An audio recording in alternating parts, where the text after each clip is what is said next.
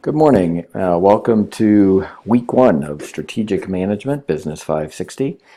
I have recorded an intro lecture, just going over course expectations and stuff. So you'll have that also. This lecture is really targeted at starting off to get into the course content. Uh, exactly what it is we're going to be kind of talking about all term, and then actually diving in. In this class, we're going to talk about how you win at business. Basically, we're going to look at two key questions, or three. One is to really ask the question, how do we create a competitive advantage in the marketplace? That's what winning at business is all about. And the reason that this is a strategic class is that we're not looking at what's going to happen next week. We're going to look at what's happening in 5 to 10 years. And so as you're going through this class, the question you want to keep in the back of your mind is, what does this company, what does this organization need to be doing or look like in the year 2025? I always find it amazing when I think in those terms, but 2025 is 7 years from now. And what's going on in the environment, what's going on in the world, what's going on with our company, what do we need to look like in 2025 to have a competitive advantage and continue to survive? That is the fundamental question that we're going to be addressing in this class. And what the course is all about is giving you tools to actually think about how to go about thinking about answering that question. Strategic management involves three basic steps. The analysis, I call that the foundation. That's the kind of the hard work of understanding the internal and external environment. What is it that's going on? What's the baseline? What's the foundation that we're dealing with, both internally and externally? And then secondly, making choices, making recommendations, decisions about what the company should do. And then finally, how do you go about, what do you need to do to implement those decisions and going forward? We in this class are going to focus, frankly, on analysis and recommendations and decisions. Implementation is very important, but we actually just don't have time really to get through all of it. So we're going to really focus on the analysis part and the decisions part. Very important as you're thinking about strategic management to understand that managers need to be ambidextrous, so to speak. They have to be able to focus on long-term effectiveness, at the same time focusing on what they're doing in the near term. You have to be able to do both. As a student or an employee in this case, this is actually a great skill to have, to learn that it is important to think long term, but don't lose sight of the fact that you need to execute in the short term. So it becomes a real benefit to your company if you are able to do both. One of the things that we will talk about a little bit is that what companies are doing is trying to react to an environment that is very unpredictable. Companies will have, organizations will have a strategy that with an intended strategy, something that is well planned out potentially, and then all of a sudden something will happen, and that strategy goes out the window because of events, because of things going on in the environment. We'll talk about it a little bit later, and regardless of whatever you think of his political leanings, one of the challenges businesses have today is the sort of stability of our government's ability to make decisions. And so when political environment is unstable and uncertain, it makes it much harder for businesses to invest in the long-term future. So our first step in this whole analysis, decision, action cycle, the three steps, is to really understand the company's short-term objectives and its long-term mission. What really is the function? What's the company trying to achieve? All companies are trying to be profitable, of course. Although if you do use this technique on nonprofits, there may be a different sort of bottom line goal, so to speak. But the issue is, what is the company really doing? Are they building the best cars? Is our goal to build the best car?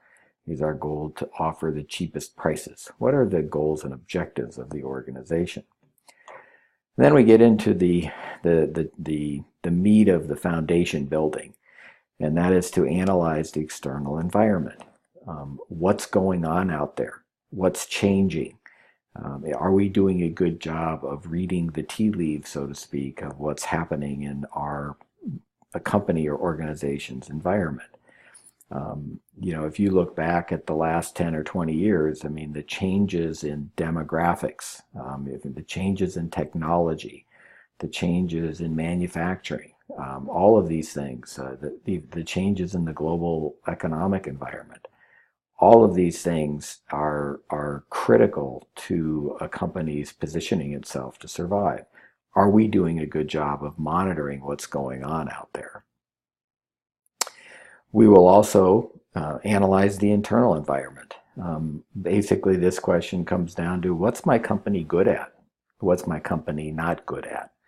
We'll use a value chain analysis where we look at each step or each function in a company, in the company's organization chart, or in each function that the company performs, whether it's marketing, sales, service, leadership, new product development, and try to determine, is this really a strength of the company or a weakness? Is this something we're good at or something we're not good at? And at the end of the foundation building, so to speak, you have your traditional SWOT analysis. Your internal analysis of asking what your company's good and bad at will result in strengths and weaknesses. When you look at the external environment, you'll be looking at what trends out there, what things are going on out there that present opportunities to your company and also present threats. Now, the problem with a SWOT analysis is that when it's presented like this, it becomes simply, it's like a listing. It's not actionable. There's nothing you can do with it. So I tend to take it and put it into, flip it, so to speak, into the TOES matrix. And this is where you start to turn this into an actionable analysis. And the questions are listed here, but how can we use our strengths to take advantage of the opportunities? How do we use our strengths to minimize the impact of threats? How can we shore up our weaknesses to make sure that we can still take advantage of opportunities? And how do we shore up our weaknesses to minimize the impact of threats? And we're going to take this another step here in a bit, but this is the fundamental actionable result, if you will, of the analysis, which is done early on. In other words, tell me my strengths and weaknesses, tell me my opportunities and threats, and then let's talk about how we actually make decisions, how we make recommendations for what the company should do based on this analysis. And so once we move past the analysis phase, we get into what we're going to talk about, and I guess the fun part for me, which is the strategies. What are we going to do, and what levels are we going to do them at? The first one is the functional or business level strategy. Basically, this answers the question, have we chosen the right competitive strategy to create competitive advantage? The strategies are things like being the price leader, differentiating your product, and also focusing your product. And again, we're going to talk a lot more about that. But are those the right strategies given today's environment and given where we think the environment is going? In this one is also the the idea that each of those functions that you've identified as a weakness or a strength, do you need to evolve them? Do you need to improve on the ones that actually are doing pretty well? And if you have a severe weakness, do you need to fix it? And so the first step in the decision aspect of the or recommendation aspect of this cycle is business level strategies. Corporate level strategy is next, and that's basically the fun one for everybody. Basically talking about, is the company in the right business? Should we be diversifying into other products and other businesses? The reason I said it's fun is because this is where people often talk about mergers and acquisitions. And we'll spend a fair amount of time on that in a few weeks. The issue, of course, is if I'm in a particular business environment based on or if I'm in a particular business area and based on what's going on in the external environment and my internal strengths and weaknesses, do I need to diversify? Do I need to diversify into a different market, into a different product, or a different country? And so that's the second level. The third level is international. We're going to talk about should I go international? And if I am going to go international, how do I do it? And by the way, for each of these steps, we will have a tool to use to talk about the different recommendations that we're going to make. Entrepreneurial strategies are really about internally developing new products, new ventures within your organization. I tend to take a fairly broad definition of that, in that do we have a corporate entrepreneurial culture that allows people internally to solve problems and create new things and do new things that are cost efficient, for example, and again, give us a competitive advantage that our competition may not have. And so we'll have a level of entrepreneurial strategies. And then finally, I've added one which I think obviously will make sense to you, is we've got to look at what we're doing with the web, with the internet and e-commerce or the web presence, but all of the social media and mobile marketing and all of those aspects. How are we responding to that, and what is our strategy, if you will, in that area? Obviously, when you go back and you look at the external environment, one of the things that you're going to look at, one of the trends, is the ever increasing pervasiveness of the internet and its impact on just about all aspects of the business cycle. But then, so this is going to be an area that we will also focus on, which is what are we doing to respond to that? What is our policy, or what is our strategy in this area? And this is where, again, you kind of put it all together, and where we're headed is in that TOES matrix. Within each of those boxes, what are the strengths that we can use to take advantage of opportunities?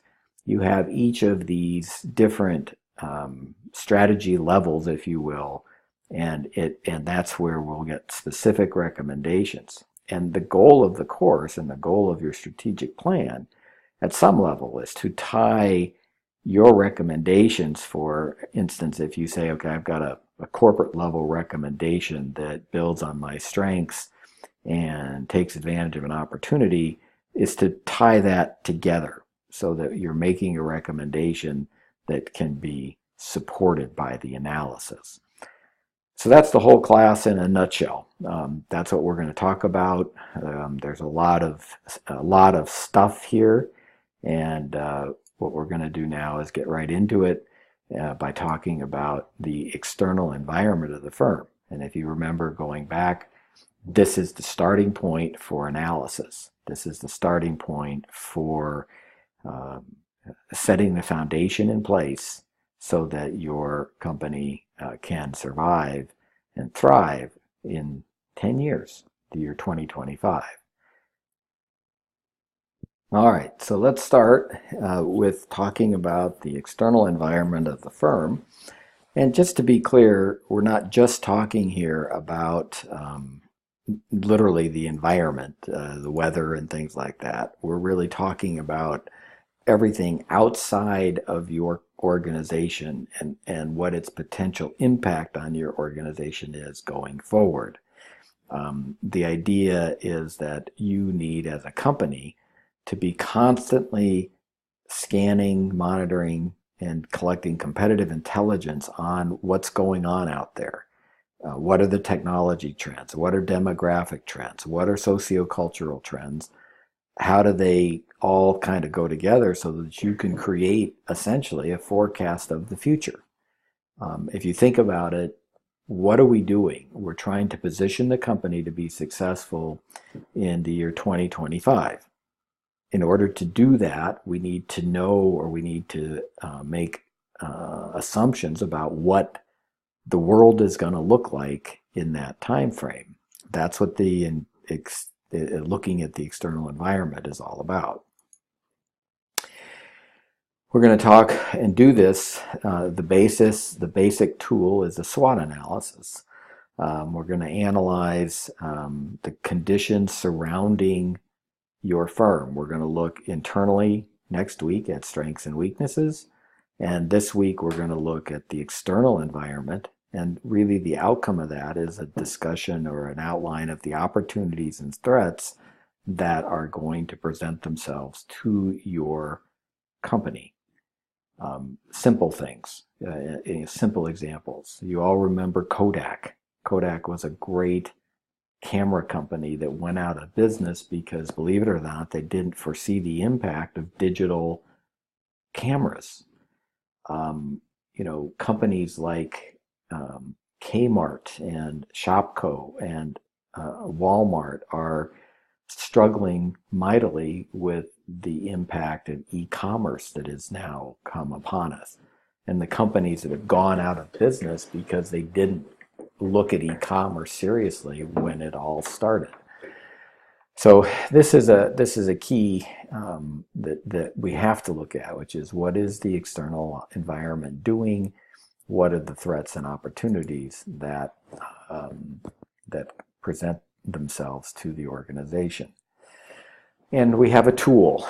The tool is these 7 areas. The general environment, the external environment, is composed of factors that are hard to predict, difficult to control. They involve demographic, sociocultural, political, legal, technological, economic, global, and the competitive industry.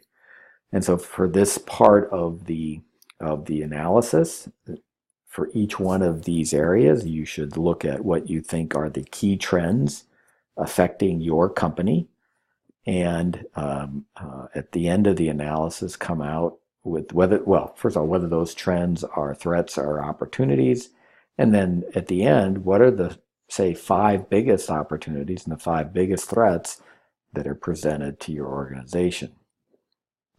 Demographics is a key one. Obviously, the demographics of this country and the world, in fact, but this country, are changing dramatically. We have an aging population. We have an increasing number of non-Anglo population in this country. Again, for the perspective of this analysis, this is apolitical. We're dealing with the reality. And the reality is that by the year 2040, Anglos will make up less than half of the population of the country. Well, what does that mean? What does that mean to your market? What does that mean to your market's preferences? What does that mean for the products you're providing? We have greater disparities in income than we've ever had in this country before. What does that mean? And where are people moving?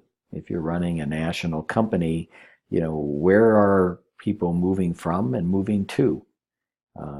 If rural America is dying at some point, if small towns are disappearing, that's important. So the demographic segment and the demographic trends that potentially could impact your company are critical.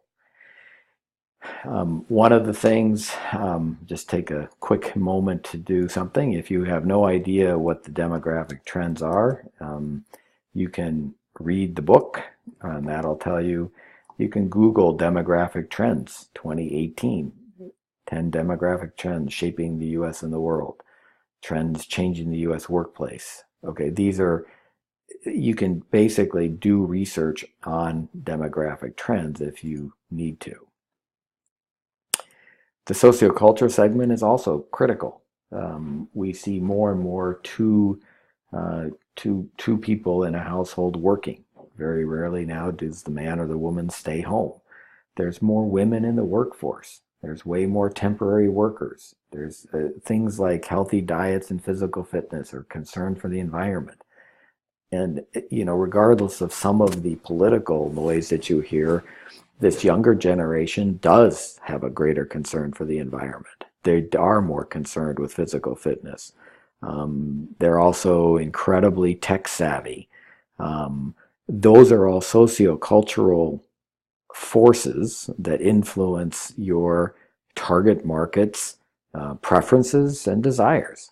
So what are those trends, and can we get in front of them? Can we start to react to them? And again, you can get on and Google, if you don't feel comfortable that you've covered them.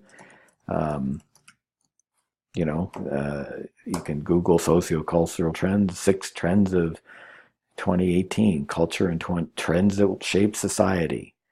Here's some top global consumer trends. So there's lots of ways to find this information, but clearly sociocultural trends are critical. I always joke, when I was a kid, you went to McDonald's, you got a hamburger and fries, and now you're eating, tofu and fruit. Well, that's not done because McDonald's was trying to be nice. It was done because McDonald's is reacting to a trend.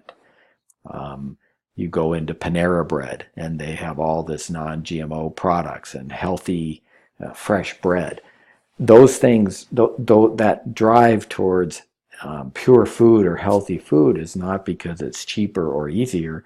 It's because that's what the sociocultural trend is indicating that the market wants. You've got the political legal segment, and this one has gotten particularly wild in the last year. Who knows what we're going to end up with in terms of tariff wars, whether we're going to have issues with immigration and access to workers. There's, what's going to happen. We had a huge tax bill pass. What's going to be the impact on that? And is the deficit going to soar? What are interest rates going to do? These are all things that are critical that are really hard to predict. But I'll give you an example. I'm right now working on a project to build a new soybean processing plant in North Dakota. And the business plan is based on the fact that we would have the best location geographically in the United States for shipping soybeans to Asia, to China. Well, all of a sudden, if we have a tariff war going with the Chinese and they slap a tariff on our soybeans, that raises all sorts of issues with regards to whether we should actually go forward and build the plant. Is that a temporary tariff? Is it a long-term tariff? They've got 60 days to figure it out. I mean, it's that kind of environmental change that is very difficult for companies to manage. Technology is, of course, just ever pervasive. We tend to think of the internet, we tend to think of the web, we tend to think of mobile marketing, but there's all sorts of other things. Genetic engineering, one of my favorites is 3D printing and where that's going. There are miniaturization of computing technologies, wireless communications, and of course, big data and data analysis, the ability to target markets and collect information. I mean, all of these trends are out there.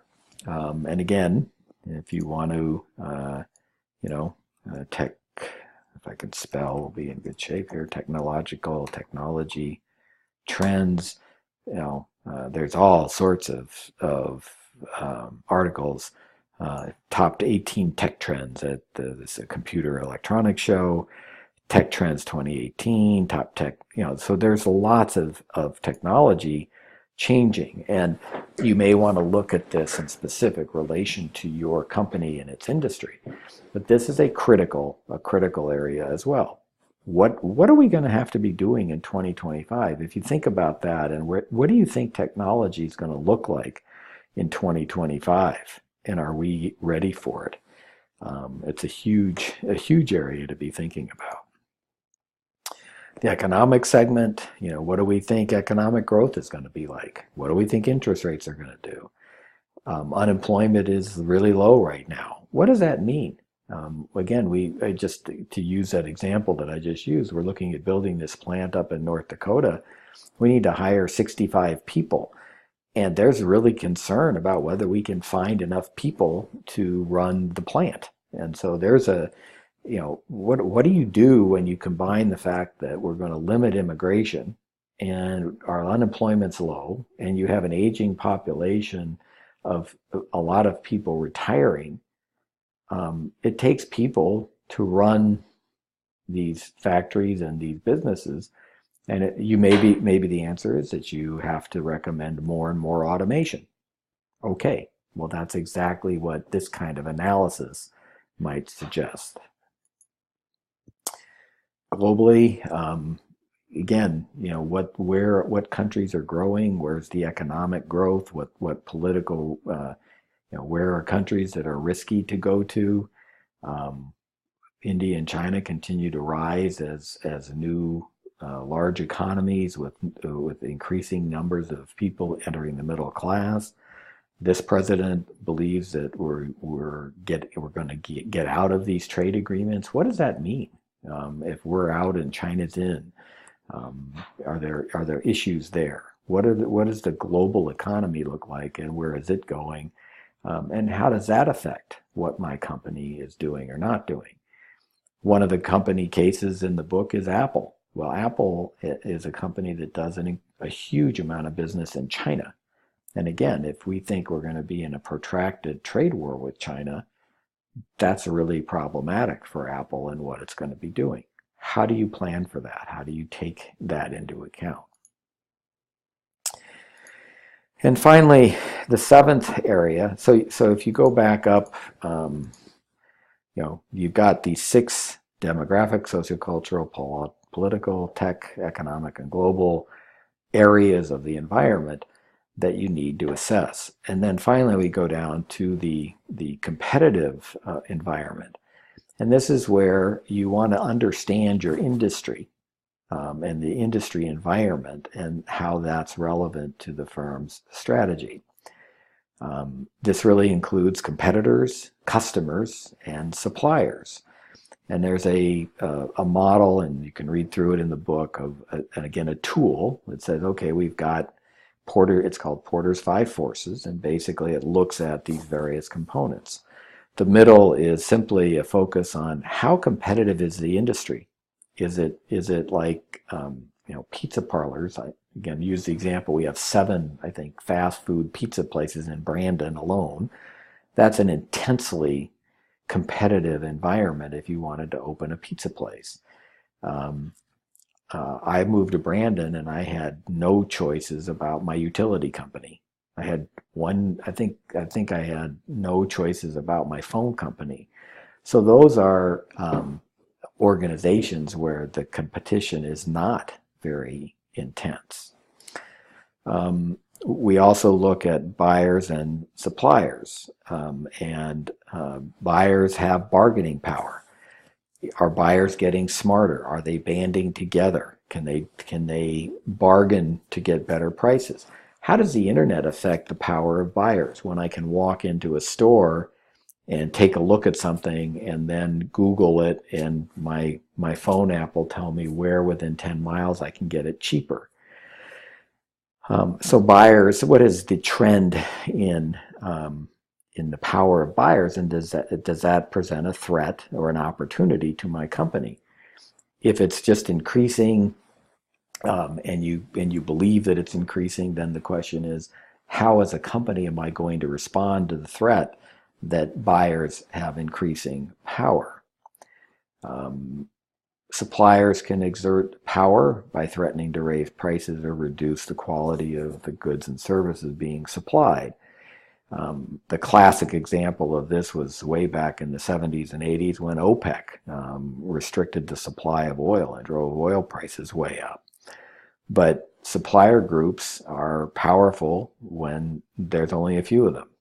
In the chip market for years, Intel was really the only player in the computer world. That was a dominant supplier, and they had an enormous amount of power. But you're going to want to look at this, and when you look at this in the context of your company, what are the things that you're buying into the company or the organization to generate your products and services, and is that a threat to you? And the question becomes, how do I react to that threat? Or is it an opportunity in some way to partner with that supplier? Does that give you a way of taking advantage of it, so to speak? And so when you go back, and then the other two areas, so you've got buyers and suppliers, the threat of new entrants. How easy is it to get into this business? If it's easy, that's a threat. If it's not easy, that's probably a positive thing. And then finally, the threat of substitute products really limit. So what, for example, if you're opening a coffee shop, what are all the different ways that somebody can get, there's obviously intense competition, but what are the other products that could be substituted for coffee? One of the classic examples of this is in the entertainment world. When you think about, okay, a movie theater, how many different ways can I get my entertainment? And I'm not just talking about movies, but if I have $100 a month to spend on entertainment, I mean, I can go to the video stores, I can go to the games in person, I can buy videos and watch them at home, I can subscribe to Hulu or Netflix. I mean, there's so many different substitutes that you suddenly have a huge threat there to your organization. And again, the whole point of this is that how do I react to that? And so when you do your Porter's analysis, the 5 forces analysis, which will describe, sorry, just finding it again, the industry and the competitive nature of the environment, you want to draw out of that, what are the threats, what are the opportunities that I need to respond to be in a place where I can be competitively effective in the year 2025. This is also something that will be pervasive through the course, but how does the internet and digital technologies affect these forces? Buyers are getting more and more powerful because they have more and more information. We're also, as companies, we have the opportunity to take advantage of that information to do a better job of targeting our customers. And we can argue about privacy and all those things, but the reality is there's tons of information out there on your customers if you choose to use it. So we're going to want to look at how does the internet and digital technologies affect your company and its environment, and also the industry environment. And at the end of the day, again, what we're trying to do is build an analysis that really is focused now on these two areas. So we want to, at the end of all this external environmental assessment, what are the key opportunities? What are the key threats that the company faces going forward? What you're going to find as you build the foundation on the left side here is that a lot of times the opportunities and threats are actually the same thing.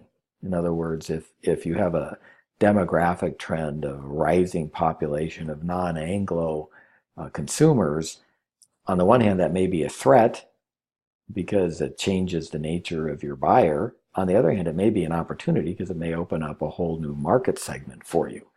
And so this becomes a very interesting dynamic, but the idea of this is to go through step by step these 7 areas of the external environment and basically look at the trends in each of those areas and boil it down to the key opportunities and threats that face your organization going forward.